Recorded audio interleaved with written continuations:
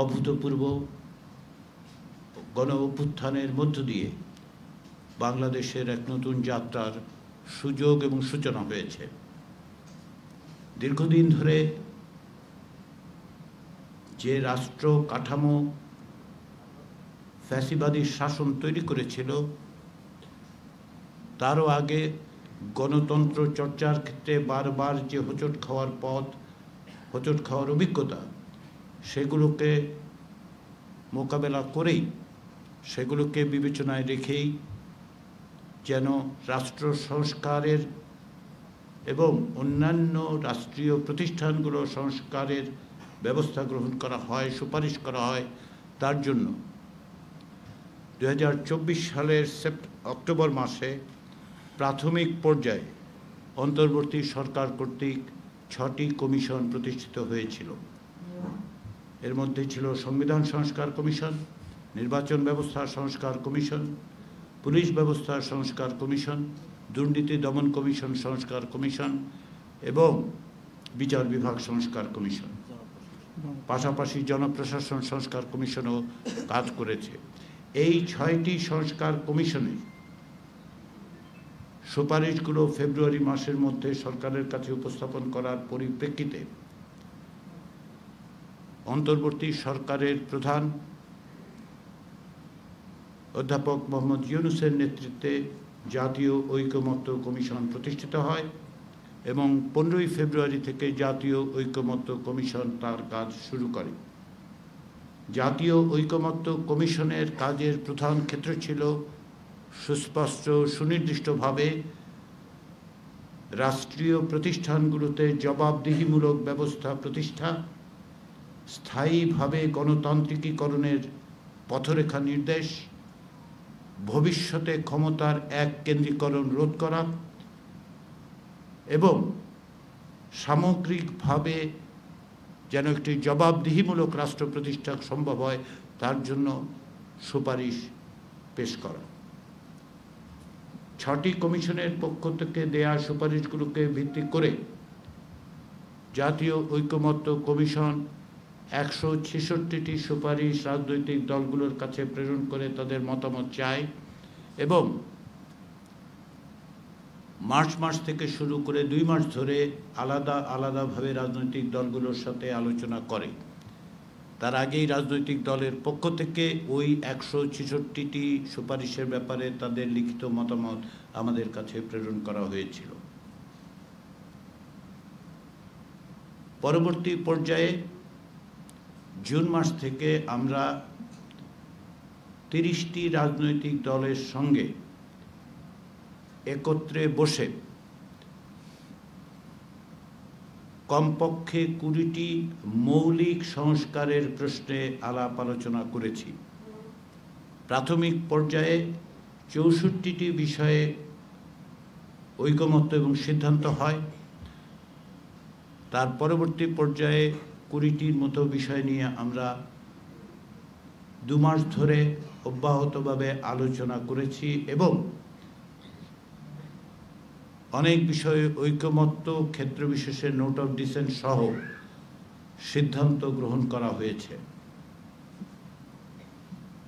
এই প্রক্রিয়ার শেষ পর্যায়ে অর্থাৎ জুলাই জাতীয় সনদ 2025-এর ব্যাপারে সকলের মতামত সন্নিবেশিত করে খসড়া তৈরির পাশাপাশি জুলাই মাসের শেষ পর্যায়ে রাজনৈতিক দলগুলোর পক্ষ থেকে আমাদেরকে অনুরোধ করা হয় যেন আমরা সরকারকে এই বিষয়গুলো অর্থাৎ যে সকল বিষয়ে সিদ্ধান্ত এবং ঐকমত্য প্রতিষ্ঠিত হয়েছে সেগুলো বাস্তবায়নের পথ নির্দেশ করে সুপারিশ করি।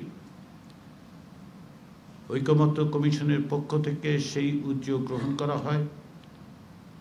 তারই অংশ হিসেবে রাজনৈতিক দলগুলোর কাছ থেকে আমরা মতামত চেয়েছি, তাদের সঙ্গে অনানুষ্ঠানিক আলোচনা অব্যাহত রেখেই আমরা আনুষ্ঠানিক আলোচনা করি।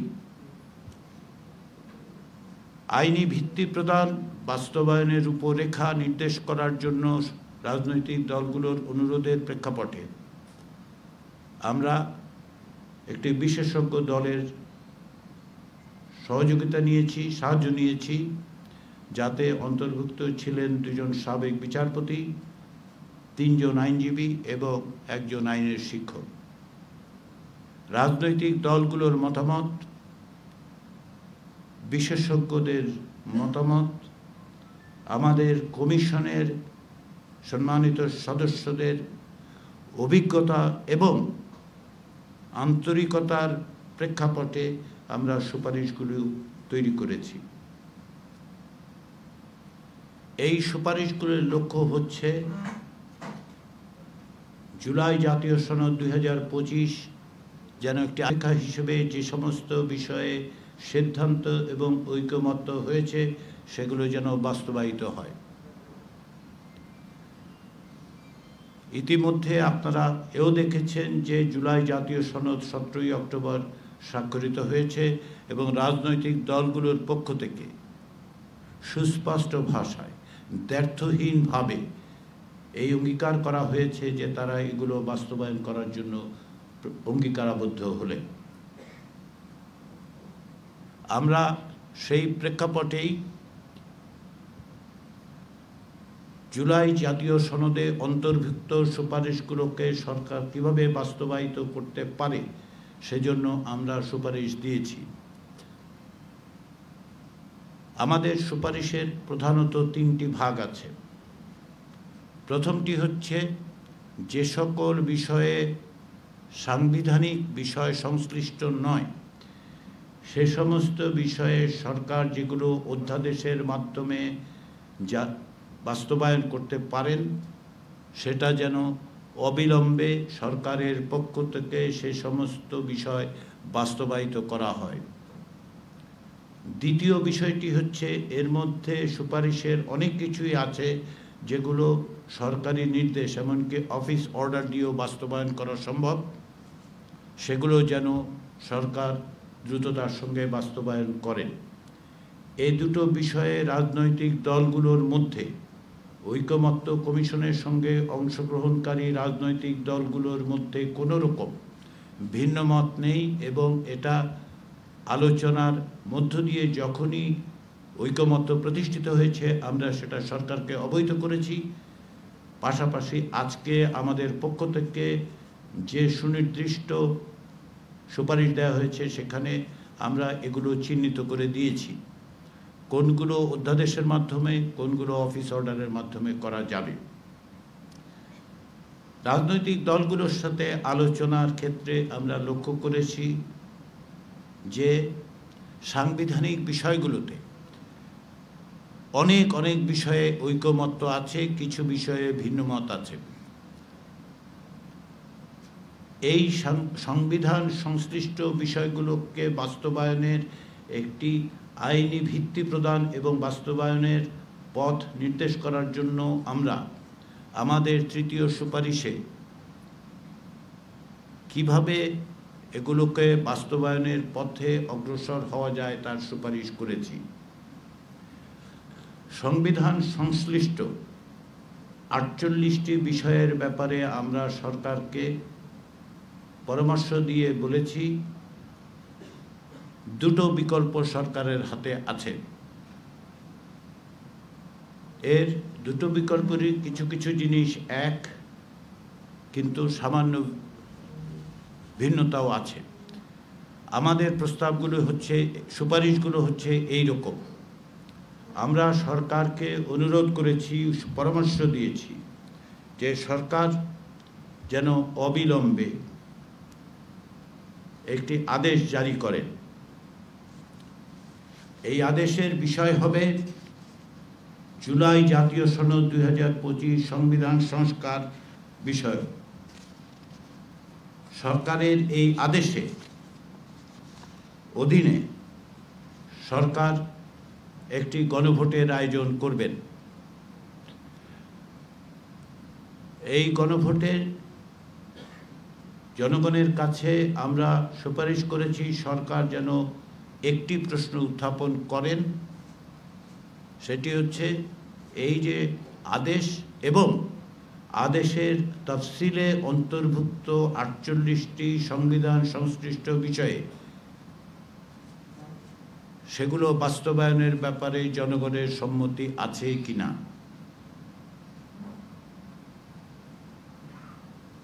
আমরা যে সুপারিশ করেছি তাতে বলা হয়েছে যে ত্রয়োদশ জাতীয় সংসদ একই সঙ্গে সংবিধান সংস্কার পরিষদ এবং জাতীয় সংসদ হিসাবে কার্যকর থাকবে। তবে সংবিধান সংস্কার পরিষদ কার্যকর থাকবে 270 দিন। এই সময়ের মধ্যে সংবিধান সংস্কার পরিষদের সদস্যরা জুলাই জাতীয় সনদে বর্ণিত এবং গণভোটে যদি সকলের জনগণের সম্মতি পাওয়া যায় সেই বিষয়গুলো সংবিধানে সংযুক্ত করার জন্য প্রয়োজনীয় সমস্ত রকম বিধিবিধান, প্রয়োজনীয় সংশোধন, সংযোজন, বিযোজন, পরিবর্ধন, পরিমার্জন করবেন।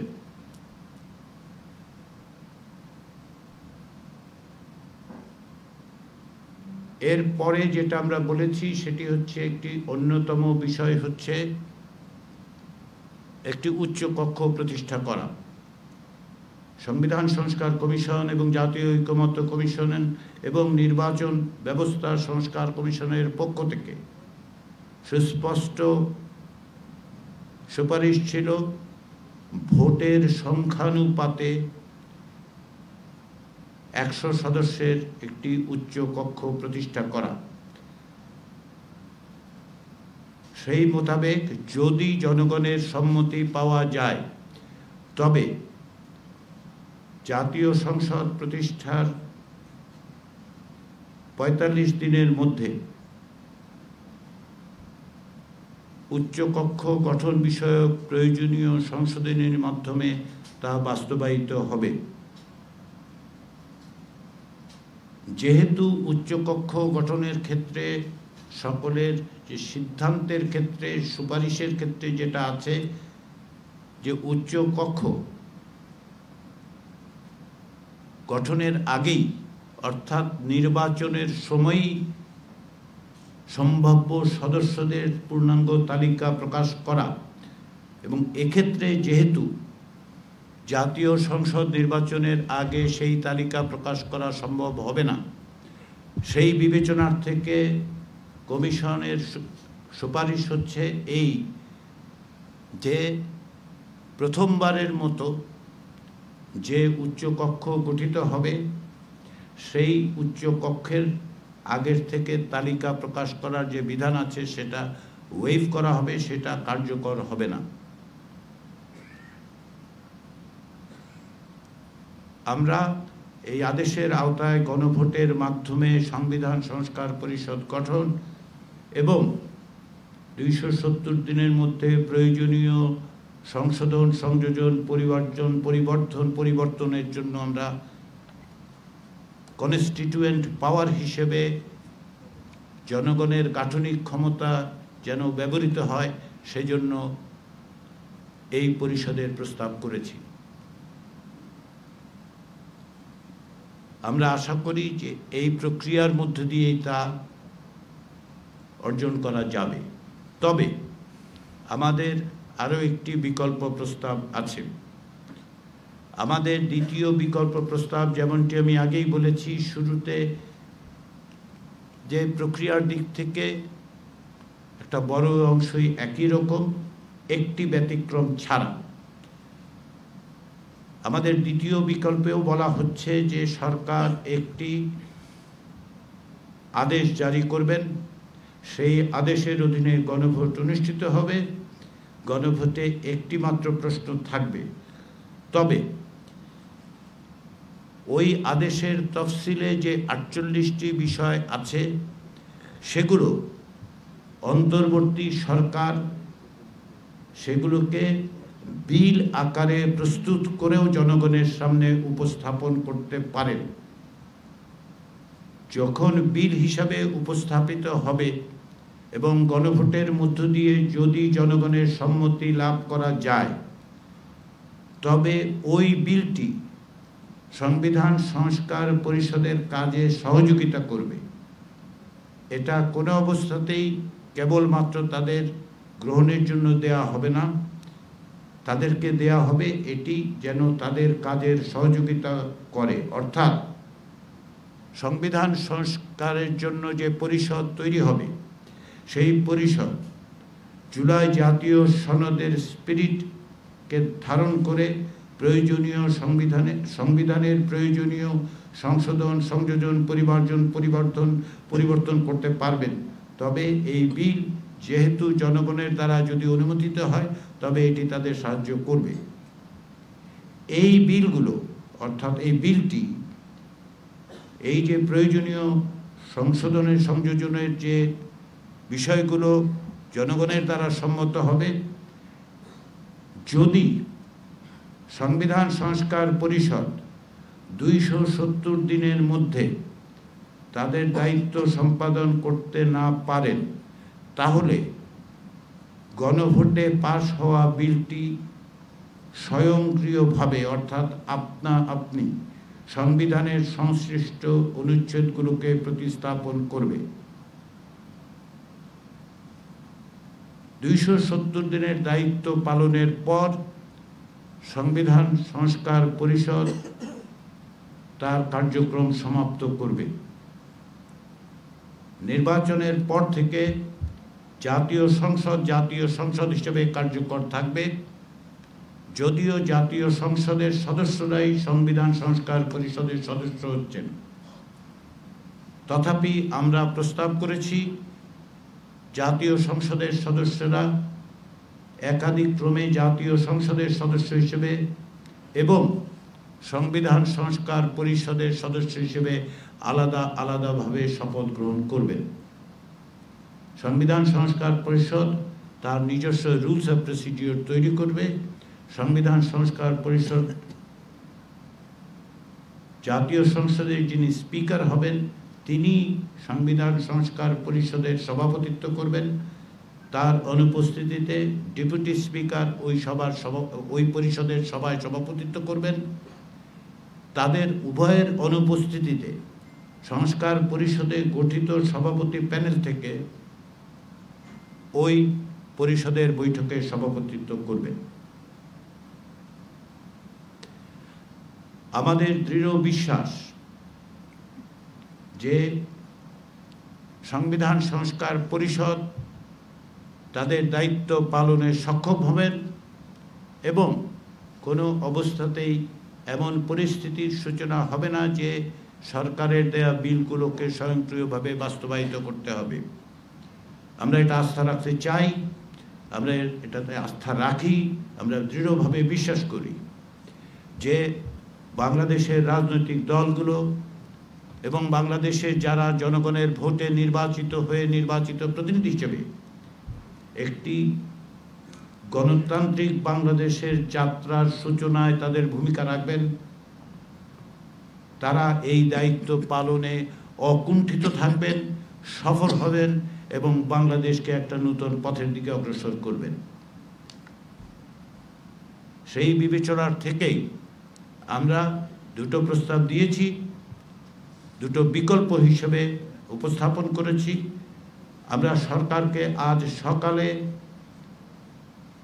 আমাদের প্রস্তাবের বিস্তারিত দেওয়ার পর অনুরোধ করেছি যত দ্রুততার সঙ্গে সম্ভব যেন তারা এই বাস্তবায়ন প্রক্রিয়ার সূচনা করেন। আমরা আশা করি তারা সেটা করবেন। জাতীয় ঐকমত্য কমিশনের পক্ষ থেকে আমি এবং কমিশনের সকল সদস্য, সর্বোপরি ঐকমত্য কমিশনের প্রধান অধ্যাপক মোহাম্মদ ইউনূসের পক্ষ থেকে আমি প্রতিটি রাজনৈতিক দলের কাছে কৃতজ্ঞতা প্রকাশ করছি, আন্তরিকভাবে ধন্যবাদ প্রকাশ করছি। এই কারণে প্রায় 9 মাসেরও বেশি সময়ের এই প্রক্রিয়ায় তারা যে আন্তরিকতা প্রদর্শন করেছেন, যে সহযোগিতা করেছেন, যে দৃঢ়তার সঙ্গে সুচিন্তিতভাবে অগ্রসর হয়েছেন, তা এদেশের ইতিহাসে অভূতপূর্ব, দক্ষিণ এশিয়ায় নিশ্চিতভাবে অভূতপূর্ব এবং বৈশ্বিকভাবে তারা একটি উদাহরণ সৃষ্টি করেছেন। তার জন্য, এই কৃতিত্বের জন্য তারা আমাদের সকলের সাধুবাদ প্রাপ্য। আমি এই সুযোগে ধন্যবাদ জানাই জাতীয় ঐকমত্য কমিশনের প্রত্যেকটি সদস্য, যারা সমস্ত রকম বিভিন্ন রকম দায় দায়িত্ব নিজেদের অন্যান্য ব্যক্তিগত কাজ ছেড়ে হলেও এই কমিশনের দায়িত্ব পালনের ক্ষেত্রে নিষ্ঠার সাথে সময় দিয়েছেন। আমি ধন্যবাদ জানাতে চাই আমাদের যে বিশেষজ্ঞ প্যানেল, যারা আমাদের যখনই প্রয়োজন হয়েছে তখনই আমাদেরকে সহযোগিতা করেছেন, যুক্ত হয়েছেন, মতামত দিয়েছেন। আমি ধন্যবাদ জানাতে চাই আমাদের এই কাজের সঙ্গে যে গবেষকরা যুক্ত ছিলেন তাদের প্রতি। সবশেষে আমাদের কার্যালয়ে যে সমস্ত কর্মকর্তা এবং কর্মচারী এই প্রক্রিয়ার সঙ্গে যুক্ত থেকে প্রতিদিন, এমনকি সাপ্তাহিক ছুটির দিন, সরকারি ছুটির দিন, এগুলো সত্ত্বেও নিষ্ঠার সঙ্গে, আন্তরিকতার সঙ্গে, একাগ্রতার সঙ্গে তাদের দায়িত্ব পালন করেছেন, তাদের সকলের কাছে আমি ব্যক্তিগতভাবে এবং কমিশনের পক্ষ থেকে কৃতজ্ঞ। এই প্রক্রিয়ার সঙ্গে যুক্ত হওয়ার ক্ষেত্রে আমাদের এখানে উপস্থিত সকল সদস্যই প্রকৃতপক্ষে গত বছর অক্টোবর মাস থেকেই যুক্ত আছেন। এই সময়ে সংবিধান সংস্কার কমিশনের দায়িত্ব পালনকালে এবং জাতীয় ঐকমত্য কমিশনের সহসভাপতির দায়িত্ব পালনকালে এদেশের গণমাধ্যমগুলো যে দায়িত্বশীল আচরণ করেছেন, আপনারা যে সহযোগিতা করেছেন, আপনাদের পক্ষ থেকে যে সাহায্য আমরা পেয়েছি, সেটা কোনোভাবেই কোনো ভাষায়, কোনো শব্দ দিয়ে প্রকাশ করা যাবে না। ঐকমত্য কমিশনের কাজের স্বচ্ছতা নিশ্চিত করার ক্ষেত্রে আপনাদের ভূমিকা ছিল সর্বাগ্রে। বাংলাদেশের মানুষের কাছে, জনগণের কাছে এই ঐতিহাসিক প্রক্রিয়াকে আপনারা যেভাবে উপস্থাপন করেছেন, তাদের যুক্ত করেছেন, তার জন্য আমি সমস্ত গণমাধ্যমের কর্মীদের, সমস্ত গণমাধ্যমকে ধন্যবাদ জানাই। পাশাপাশি দ্বিতীয় পর্যায়ের এবং তৃতীয় পর্যায়ের আলোচনার সময় বাংলাদেশ টেলিভিশনের পক্ষ থেকে সরাসরি প্রচার কার্যের সঙ্গে যারা যুক্ত ছিলেন, কর্মকর্তা, কর্মচারী এবং প্রকৌশলীরা, তাদের প্রত্যেককে আমি ধন্যবাদ জানাই। কমিশনের পক্ষ থেকে সবাইকে এই প্রক্রিয়ায় আমরা এখানে আজকে যেখানে উপস্থিত আছি সেটা ফরেন সার্ভিস একাডেমি। এইখানে আমাদের প্রয়োজনে একাধিক দিন তাদের নিজস্ব অনুষ্ঠান বাতিল করতে হয়েছে বা অন্যত্র সরাতে হয়েছে। এখানকার ফরেন সার্ভিস একাডেমি যে সমস্ত কর্মচারীরা ছিলেন, আছেন, আজকে পর্যন্ত তাদের সহযোগিতা ছাড়া আমাদের পক্ষে এই প্রক্রিয়া অব্যাহত রাখা সম্ভব ছিল না। আমি তাদেরকেও ধন্যবাদ জানাই। সবাইকে ধন্যবাদ। ধন্যবাদ মাননীয় সহ সভাপতি। আমি আগে বলেছি যে আপনাদের প্রশ্ন আমরা কিছু অবশ্যই নেব। মাননীয় সদস্যবৃন্দ যদি কেউ কিছু বলতে চান তাহলে আপনারা এটা ম্যান্ডেটরি না, যদি বলতে চান তাহলে আমরা মাইক্রোফোন দিব। কিন্তু আমি ব্যক্তিগতভাবে মাননীয় সহ সভাপতির পারমিশন নিয়ে আমি একটু ক্ষমা চেয়ে নিই, কারণ পরে ক্ষমাটা হয়তো সবার কাছে যাবে। আমি জানি আমার ভাই বোন বন্ধু যারা আছেন গণমাধ্যমের সহকর্মী, আমি বলবো না, সহকর্মী তো অবশ্যই তার চাইতেও বেশি কিছু, এই জন্য এটা বললাম। আমার কাছে আপনাদের প্রত্যাশা অনেক বেশি ছিল যে আমি হয়তো আপনাদের সঙ্গে অনেক বেশি যোগাযোগের মধ্যে থাকবো। এই ইচ্ছাটা আমার সবসময় ছিল, এখনো আছে। কিন্তু বিশেষ করে গত 72 ঘন্টা বা 4-5 দিন এমন অবস্থা আমার গিয়েছে, অনেকে দেখেছেন, মাননীয় সদস্যরাও জানেন, আমি অনেকে